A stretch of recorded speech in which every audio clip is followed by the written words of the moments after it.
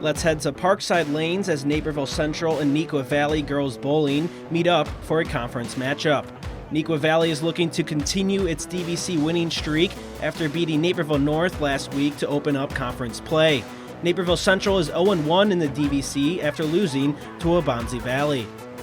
The game starts with Naperville Central's Elizalde-Sanchez, who manages to put in a strike for the Redhawks. She would start the first game with a score of 101 in a 3-10 series. Up next is Redhawk Megan Moreno, who's looking to knock down the rest of the pins down for a spare. She gets it and ends the series with a score of 364. Speaking of spares, Naperville Central's Maddie Davila would go for one of her own by hitting the last pin. She gets it to go and goes on to score a 371 for the series.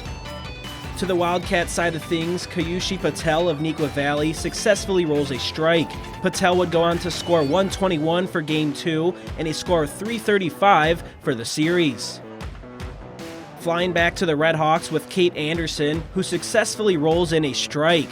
Andersen would go on to score 410 for the series. Up next is Teresa Dufferin of Naperville Central as she attempts to roll in a strike. She does just that and leads the Redhawks with a 543 overall series. The Wildcats are still rolling as Suanna Merchant rolls in for a strike. She secures a score of 159 for Game 2 and a 438 series. On the lane is Wildcat Chanel Edwards rolling her ball in for another strike, resulting in a double. Edwards would go on to score a 205 for Game 2, leading the Wildcats with a series score of 559. Furthermore, Naperville Central's Alice Cecil manages to roll in a strike and a score of 316 on the series.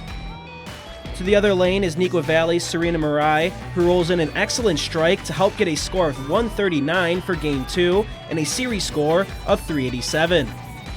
The Wildcats still got some action going as Erin Scott rolls in a strike.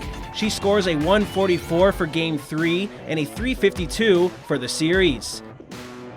Finishing the day is Anaya Emerson, who rolls in a spare and an overall series score of 339. The Wildcats go on to win by just 97 pins to secure a 2-0 conference record.